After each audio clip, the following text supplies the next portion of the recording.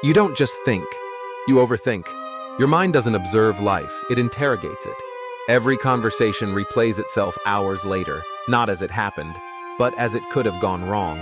Every decision branches into 1,000 imagined outcomes, most of them ending in regret. Every silence feels loud enough to mean something dangerous. You analyze pauses. You dissect facial expressions. You replay your own words, searching for hidden mistakes. And when the world finally goes quiet, your mind gets louder.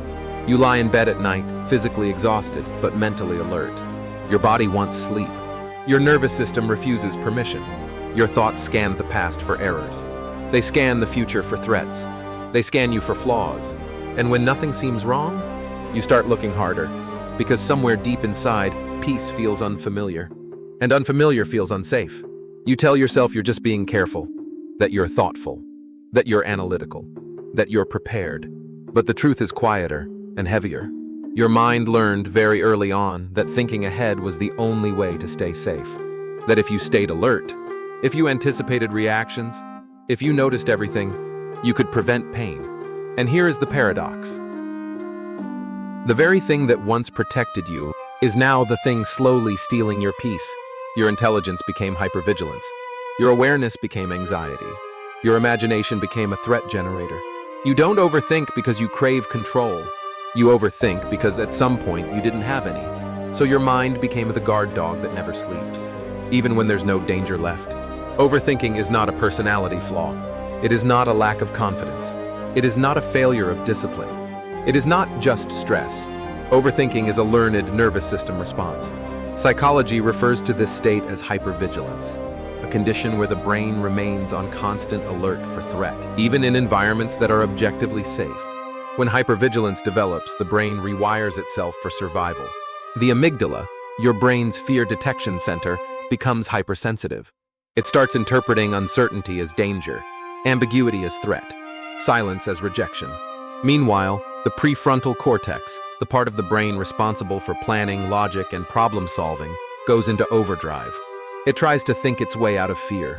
Your brain becomes like an airport radar system that never shuts down. Every emotional signal is flagged. Every social interaction is scanned. Every what-if is treated like a real emergency. This is where rumination begins. The default mode network, the brain system responsible for reflection and self-thought, doesn't rest in overthinkers. Instead of restoring, it replays. Instead of daydreaming, it catastrophizes. Add to this anxious attachment, often formed in childhood environments where emotional safety was inconsistent. Maybe care was unpredictable. Maybe affection came with conditions. Maybe mistakes were punished. Maybe emotions weren't mirrored or validated. So you learned something critical. Connection could disappear without warning, and the mind responded by becoming vigilant, by anticipating abandonment before it arrived, by scanning relationships for signs of withdrawal. This isn't weakness. This is adaptation. Your mind didn't break. It evolved too efficiently. But every adaptation comes with a cost, and the cost of overthinking is never fully arriving in your life. You are always half present, half preparing, half bracing. Joy feels suspicious. Rest feels undeserved. Happiness feels temporary, like something that must be monitored. You struggle to relax because relaxation feels like negligence. The philosopher Soren Kierkegaard once described anxiety as the dizziness of freedom. But for overthinkers, anxiety is not freedom. It's captivity. You censor yourself before others can judge you.